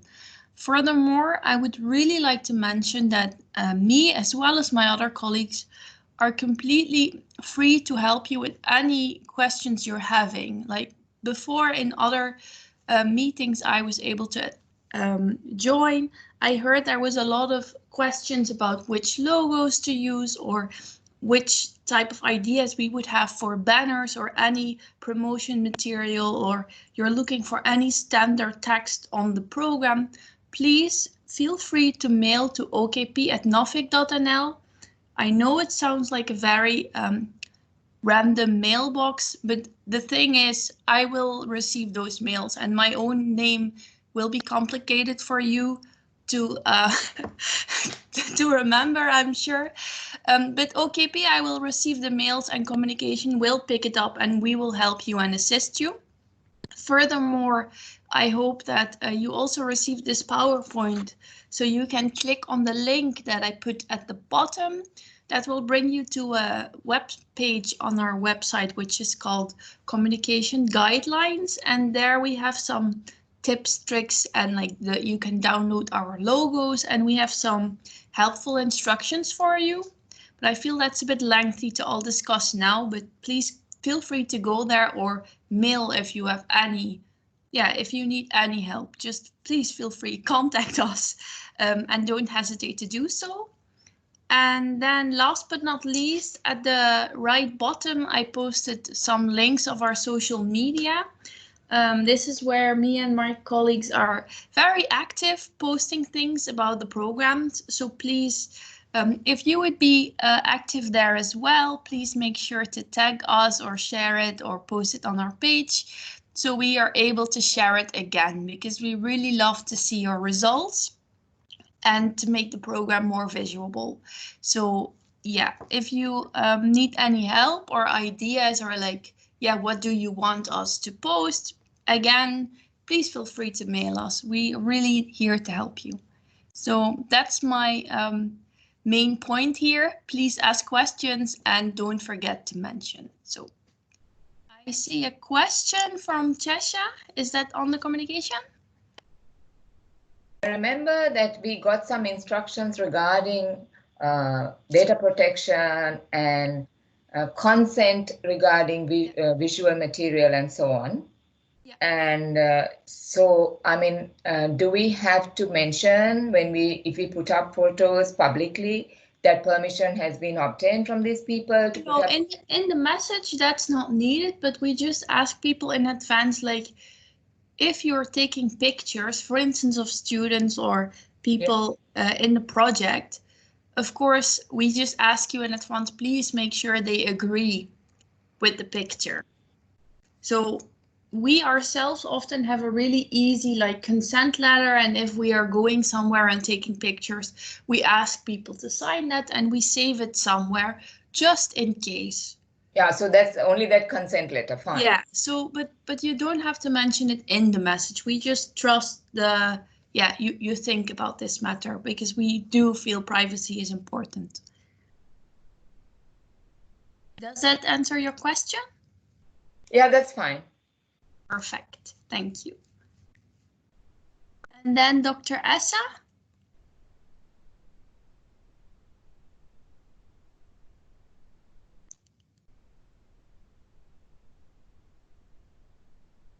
I'm not sure. I feel Dr. Essa has raised his hand.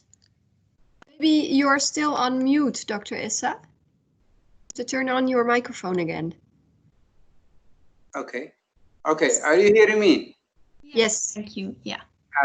For your communication guidelines, is there a time frame for certain, for example, success stories or certain accumulation of pictures or videos? Is there a timeline within the project, or is it free that you report whenever you found these things?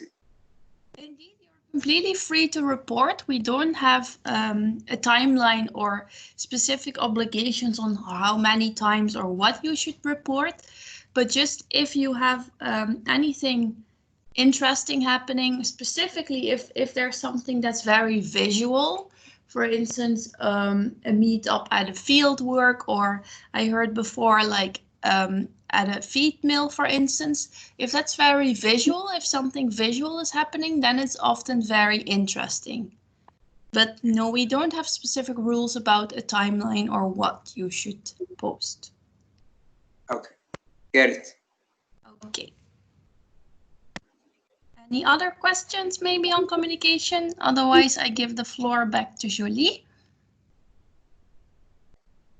Thank you very much, Kim.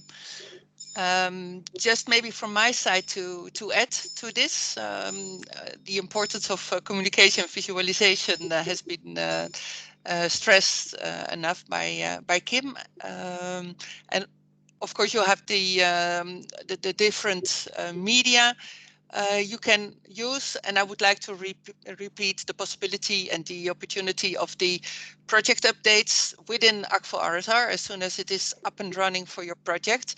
And it will have the same if you are posting something on your Facebook site or on Twitter, then you can always post the same message on this project information site, and it would be really nice to have like a Horn of Africa Orange Knowledge regional program communication visible there. We will use, I'm not sure whether I'm repeating something Kim already said, but we will use, where possible, also your messages and your pictures for our communication and for our reporting, for example, to the ministry. So please make nice pictures and post them wherever you can. Thank you, Kim. If there aren't any other questions about communication, then I think we're really ahead of time. And well, of course, this was for us the first time to organize a kickoff with 10 projects, and we were not really sure how much time all the points at the agenda would take. So this we are approaching the end of the meeting.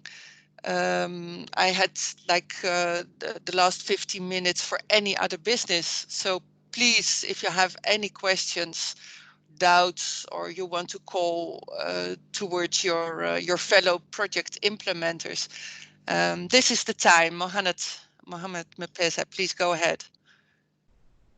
Okay, thank you so much for this session. You actually guided us when we were presenting the individual projects, the summary, and how we need to sort of synergize with the other projects. Is there a particular guideline or framework that would enable us to actually realize that? Because as you can see, whereas we are all operating in the within the same context, the mechanism for us to ensure that we have that synergy and also work together with our colleagues doing different projects. So the question is, what is the mechanism, or is there any particular guide that we'll follow? Then my second comment is on the communication, and I thank that guidance for our communication. Some of us wanted actually to do a lot of publicity about winning these projects. So maybe a guide would be very good, simple guide on the do's and don'ts, because we may err in the process of celebrating and trying to publicize, give visibility to these projects, because it also works for us and also for NAFIC. Thank you. Thank you very much, Mohammed, for your two questions. To start with the second question on communication, we will send again a link to our web page for tips, tricks. So I think that is what you asked. There will be there are guidelines on how to publish on this this program, and of course you are free to communicate so however you like. But we have some guidelines, as Kim explained, and we will the link to this web page is in the agenda. So there are quite some links already in the agenda. It is in this presentation, and we will also send all the useful links. We will send it afterwards. But if you look at the agenda, you can already enter this communication webpage for the Orange Knowledge program. And then your first question on mechanisms for coordination. It is something that from NAFIC is difficult to organize, because as Elzine explained, we are a bit distant from the project implementation, but we do whatever we can to provide a platform for coordination. So I think this kickoff meeting was the first effort we did in order to make possible that you can find each other. What we will do next, as I explained, is to share contact persons for each project that is being implemented in this regional program. I think the ACFO RSR tool will provide mechanisms in order to share and show activities and reach out to each other. Yeah, Mohammed? Yeah. Thank you so much. Very clear. Yeah, I don't think we can be more specific in mechanisms, but please be assured that we will do whatever we can. And if you have a specific question or you need something and you think we can help, please reach out to us. Thank you very much for your question. I really appreciate the friendliness of the way you are doing the induction. And so this will make us to actually feel at ease and get back to NAFIC whenever there is clarification. I thank you so much. Thank you very much. That was exactly the idea. Please reach out to us if you have any doubt. I saw a hand, but I don't see it anymore. My hand was up. Is up. Okay, please. I don't see it. Go ahead. University of Applied Sciences. Just a very pragmatic question. You just mentioned that we are entering in the Netherlands in the summer holidays. What is the availability of NAFIC now? I think most of us have to adjust our projects to the COVID-19 situation and may need approval. So, and of course, I assume that everybody would like to start as soon as possible, or has already started. But what is the plan there from NAFIC side? Because I do understand everybody needs a break as well, but also, of course, there is a need of continuation by the projects. Definitely. Thank you for your question. And time is short, and I think that is that's an important thing to keep into mind. As long as our holiday planning is concerned, Elzine and I form a perfect team. So it's my pleasure to tell you that this is my last week, and then I will have 5 weeks of summer holiday, and Elzine will be there to attend to all your questions and doubts. And of course, there are enough colleagues at the office during the summer holidays if you have any questions.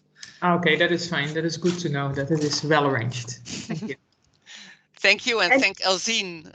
Yeah, and maybe it's good to repeat that if you want to, in the light of the COVID pandemic, if you want to change any activities because of COVID, but you will still be able to achieve the outputs and outcomes, then you don't need approval from us. So as long as it's activity. As long as it's on an activity level, you don't need to contact us for approval. But if you do want to change, or if you feel like outputs may change, then you need to contact us. Or if you have any questions, of course, you can always contact us. But on the level of activities, you don't need approval from NAFIC. No, that was all clear to me, or that is it falls within the grant obligations, of course. But still, sometimes it may be the case. Yeah, that it's so. Therefore, the question. Yeah, sure.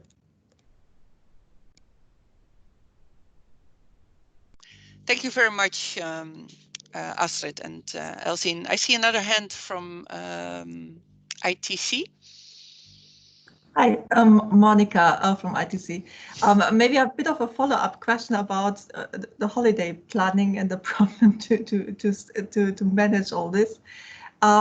Maybe you could give us a very quick overview of what are the key steps in terms of administration we should organize besides the content implementation, but that we have a good, let's say, an overview what we expected to come up in the next 2 months in principle.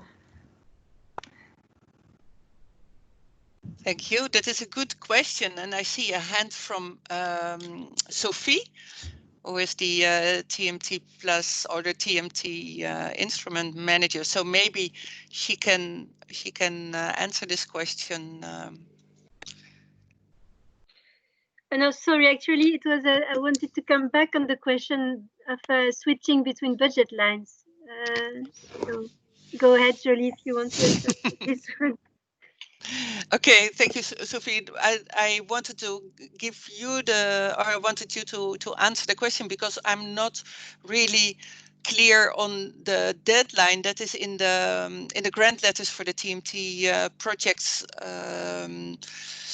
about the adaptation to the COVID situation. And I think there is no deadline because it is in principle, it is up to the projects. So please, Sophie, correct me if I'm wrong, but I think projects, the TMT Plus projects should should be implemented, adapted to the new situation where necessary, and go ahead without waiting for approval from our side, unless there are well, what we call big changes in the implementation, which means that part of the outputs and the outcomes that have been that are expected will not be achieved, and in that case you must inform us and also have a strategy of how to cope with this situation. But all other situation, and then taking into account, of course, the liberty within those budget lines, and Sophie will come back to that now. I think you don't need anything from us. So then, Monica, if you want to know next steps, then I think you go ahead, adapt where necessary, and implement your project and achieve your outputs and outcomes as planned. And we, in the meantime, being on holidays or not, will be making ready the ACFO RSR tool, and we will inform you. Well, I said like 2 months, so I think that must be possible. So that is a next step. And I'm not sure the first formal annual reporting will be in about a year. So that's in practice, when projects are running as planned, there is not much communication necessary or interaction necessary between NAFIC and the implementers. Sophie, maybe you want to add something to this. Yes, thank you, Julie. It's correct. In the grant letter for the TMT Plus, we added a reference to COVID, and what we said in the grant letter is that we will try to increase the monitoring in the beginning of the project. We are thinking now to use a tool like SurveyMonkey, just to keep to have a good impression of you know, over the whole range of the many projects we lately granted, what's the influence of COVID. But like Jolie explained, take the freedom you have that is already given by the grant obligation and condition, and only in the cases where you have to make changes to outputs, then you contact us. And then I just come back very quickly, because in the meantime I consulted with my colleagues from the TMT team who have a lot more of experience than me about the switching between budget lines, and it's correct. So it's 25% of of one budget line, and then by doing so, because all the budget lines have a different amount, if you switch 25% to another, then it could be that adding up to the other, you make it results in a difference bigger than 25%. So then you have to look at what is coming in and going out of each line, and this should be less than 25%. So I hope this is clear, and I hope please tell me if I didn't answer your question correctly. Thank you. Thank you very much, Sophie. Well, I expect this is clear, and if it's not, then please let us know and we'll come back to that. I see a hand from Ms. Flavia. Yes, thank you, Julie. Just to add to what Monica asked, I don't know if Monica was mentioning that, but for me, for example, do we need to provide a consortium agreement? Because I think there was a pre-consortium agreement signed between partners, for example, and this kind of formalities and administrative work needs to be done in a certain timeline. Can you answer this question, yes. Sophie? Because this is yes, for TMT. Well, for TMT, the whole summer, there will always be almost all the time 2% from the team present. So I don't expect for what you mentioned, receiving the signed agreements, consortium agreements, you will get a reply that, you know, there will be somebody behind the TMT mailbox the whole summer. But my question is there a fixed timeline where we have to hand in these documents, or it's like flexible? This I don't know. I don't know. I have to check what is said in the grant letter, and I have to check with my colleagues. I don't know by heart. Yeah, I would say that if there is is that there is a condition or there's a deadline for submitting information, then this should be clearly stated in the grant letter. As far as I know, in general, there are no deadlines ahead. Clear, thank you. Thank you for your question. Dr. Essa, go ahead.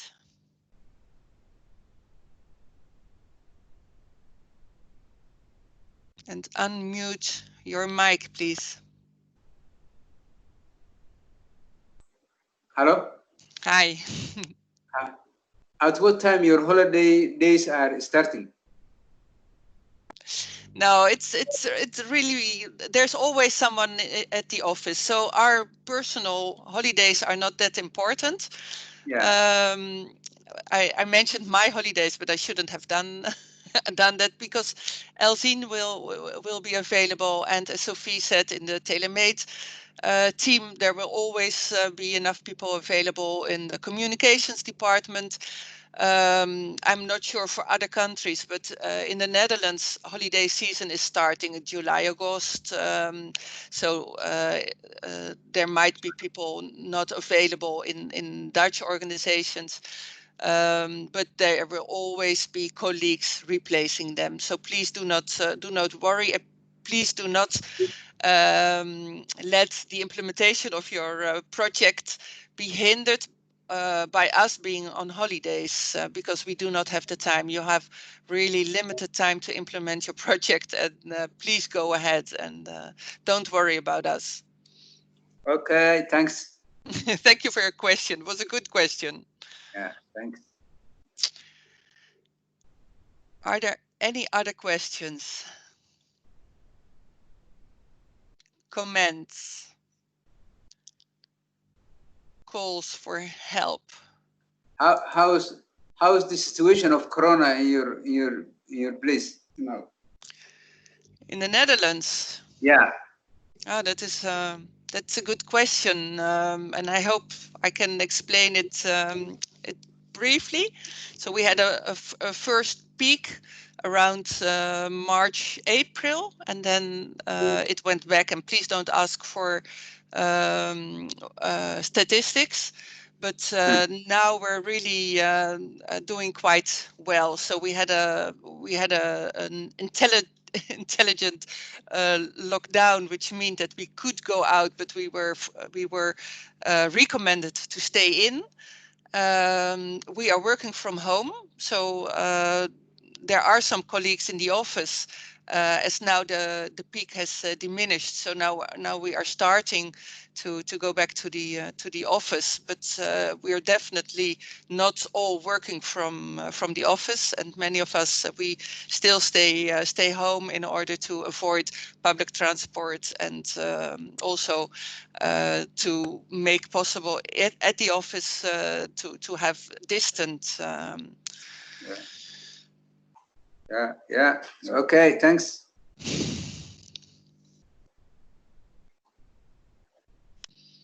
Any other comments? Just on behalf of, I'm sure everybody has appreciated, but on behalf of all the projects, I really want to say a big thank you for the team that worked so hard to ensure that things are in good shape, and also congratulate my colleagues and the other partners. That's I think the whole project's aim is to ensure things are done well and the beneficiaries get what they are entitled to, and then we are able to make a difference. So I've just taken the lead on behalf of my colleagues to say a big thank you to NAFIC. Thank you very much, and thank you all for participating. I think it was a long session, but I really feel it was worthwhile, and I have learned a lot. I've not seen you all, but I felt you were all there, and that was really important, and I think it's a good start. I see a question from Tilburg University about the ICP projects, and Clara, I will be back to that, or I see that Elsine is answering it, and otherwise I will be back to the two ICP projects in order not to confuse the 8 tailor-made training projects, because this is very specific for the 2 ICP projects. Jolie, if I may just say 2 words, Hashi here from the ministry. Please go ahead, Hashi. Yes, I would like to thank you, especially Jolie, for the efforts you did, you and your team, Sophie and also Elsine. Thank you very much for the work you're doing. But also I would like to thank all the participants and congratulate them for the grant they're getting and the hard work they're going to do. I wish them all the luck, and we were looking forward to see the results that they will be achieving. We trust them, and we are sure that they will be doing a very, very good job. Thank you very much for everything. Have a nice day. Thank you very much, Hashi. It was so good to have you here with this group of projects implemented in what I would call your region, the Horn of Africa, and I really feel we can collaborate within the Orange Knowledge program between all the projects, but also in the wider program, the ministry programs that are being implemented in this region, and also other activities. I really I feel that it will be possible to achieve this integration and collaboration and exchange, and I thank you all very much for your participation, your active contributions, and I wish you good luck with the implementation of the projects. And we'll be back to you with a lot of information to repeating from this session. And if you have further questions, we already said it quite sometimes, please do not hesitate to contact us. I also would like to thank my colleagues very much, and all you implementers of projects. And last but not least, Hashi, it was so good to have someone from the ministry participating in this meeting, and we really feel part of a regional program. Thank you very much, and have a good day.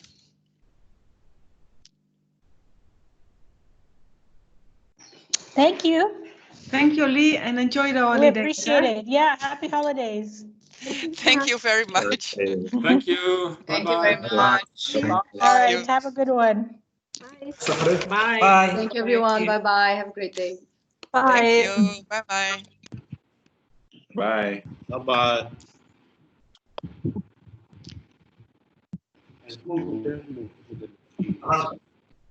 And then